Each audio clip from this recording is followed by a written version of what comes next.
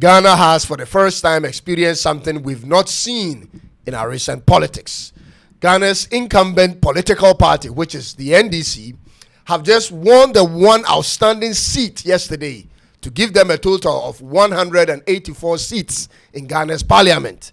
This gives them one vote above 2/3 of votes in parliament, meaning moving forward in Ghana's parliament, they don't need any independent nor opposition support to pass bills or do any parliamentary business, ladies and gentlemen. They can just go ahead and get it done. This is quite a unique situation. Ghana now joins Chad, Comoros, Namibia, Togo, Burundi, Senegal, and Zimbabwe as the African countries with one political party having 2/3 or more seats in parliament. The shocking thing is this, ladies and gentlemen. Some 6 years ago, the current party in office was down 106 to 169 members to the past administration. The whole thing got flipped in just one election. But what does this mean to the regular Ghanaian and to the government of the day? Ladies and gentlemen, to have these numbers on one side, what does it mean? I need you to stay with me as I break down the merits and demerits of the situation for Ghana. My name is Cyrus, and this is Tuntum Network in Accra. Be sure to subscribe and click on the notification bell for more of my videos. Let's dig in.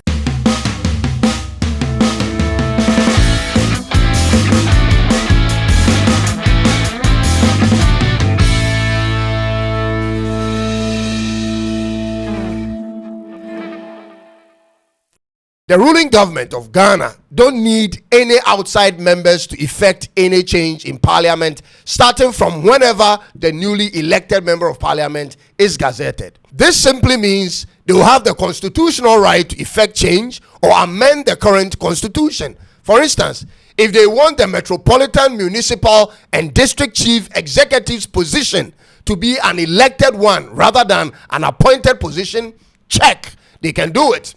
If they want to extend the presidential term of office to 3 or more, or even 5 years per term, check, they can do it.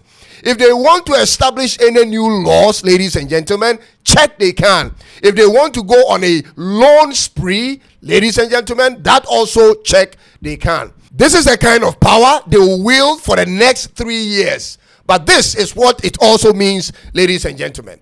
They will have no room for excuses and complaints should they fail the people in terms of not providing the needed development. Everything they've asked for has been given to them, to the NDC. They hold executive and legislative power. They also hold the goodwill of the vast majority of the people based on the large difference in number of votes they attained in last year's elections. Everything is working in their favor at this point, ladies and gentlemen. My question, therefore, is, what are they going to use that authority for? I am a citizen and not a spectator, and will therefore make this one suggestion to the president of Ghana. This will be my second message to him in the last 7 months. Mr. President, I've already mentioned to you that Ghana needs its own mining company. Mr. President, it needs its own construction company and our own state farms. These are 3 things I've mentioned. Few months ago, the finance minister made mention of some hectares of lands designated for cocoa farms. This is commendable at all levels. However, Mr. President, with this outright majority in parliament, it will be a great idea to first of all set up a mining company, and I'll continue hitting on this until you respond to it, for Ghana, and most importantly, pass a law that will not allow for any government to sell more than the majority stake Ghana will own in these mines, because it must remain a national asset. You can do it, Mr. President. You can do it. Looking at how profitable Gold Board has proven or become, you can imagine the profit margins of state-owned mining company. You need to nationalize the mining concession that has been held in private hands for decades without operations. That is just by the way. Ladies and gentlemen, this is my message to the president one more time. The truth of the matter is, the mining industry is our true backbone. Agriculture will feed us and make us some substantial amount of revenue, but gold will be the backbone to our currency. But so far, you are yet to show any interest in running a state mining company, and I wonder why, Mr. President. But I want to provide one compelling reason why, in spite of all the other plans you have for these 3 years, you should also consider this particular project. Number one is, we have it, Mr. President. We have it, and we have a lot of it. I'm talking about the gold. There is enough gold in Ghana to use its proceeds to pave every single one of Ghana's roads and build every other needed infrastructure. Ghana's geological or underground gold reserves is estimated to be between 2,500 to 3,500 metric tons. In today's value, that's between $270 billion to $375 billion. Let that sink in, ladies and gentlemen. And that is just for the 5 main reefs that are currently being mined. The rest is yet to be explored and valued. This is the kind of revenue we need to generate from right here in Ghana to push every one of the state projects. So you need to really consider it, Mr. President. And like I said, the first is because we got it. And the second reason is because the world needs it. The world currently needs gold at an all-time high price. Therefore, the more we don't work on it, especially now that you have the numbers to make it happen, the more subsequent government will come in and give them off to foreign companies, Mr. President. Gold mining is what fueled the industrialization of South Africa, if you may know. It is what built their cities like Johannesburg, and supported their national infrastructure development.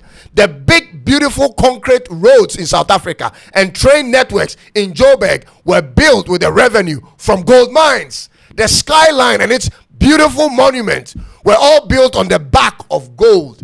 Gold is what gave Australia the foundation it has today, ladies and gentlemen. That was what was used to fund their infrastructure, which led to urban expansion and attracted global immigration to their country.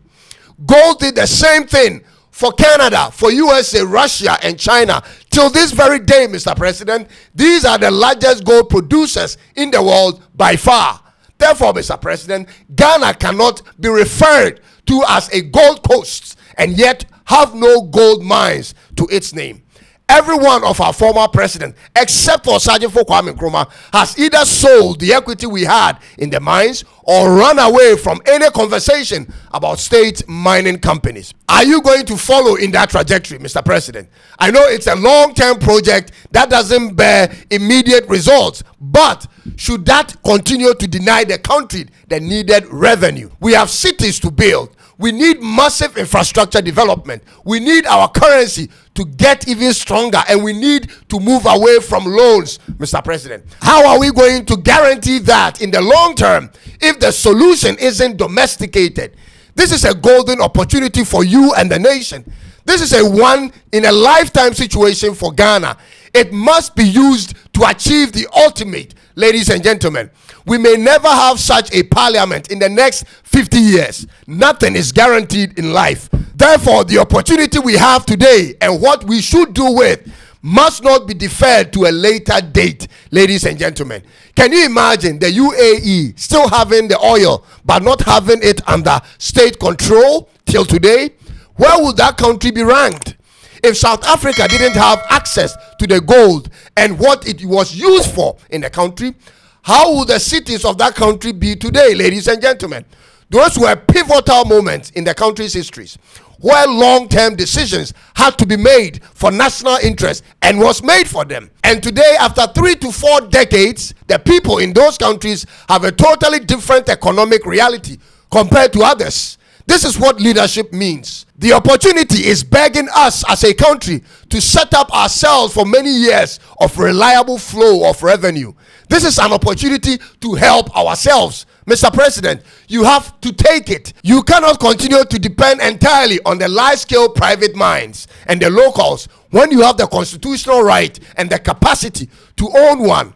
And I already did the research for you on the estimate for owning and running a medium-scale mining company in Ghana. Mr. President, this will set us back $100 to $200 million in 3 years, and afterwards begin seeing some massive revenues generated, and it's going to continue in the long term. This is our surest bet to establish our currency as a reliable tender for trade. Our economy will be strong at that point, and you will go down in history as the president who made it all happen for Ghana. let's do the needful while the opportunity is here, ladies and gentlemen. That's all I'll say for now. God bless you for taking time to watch this episode. Thank you for your continual support, and remember to subscribe and like this video. I'll see you in the next one. Until then, God bless us all. It is bye-bye for now.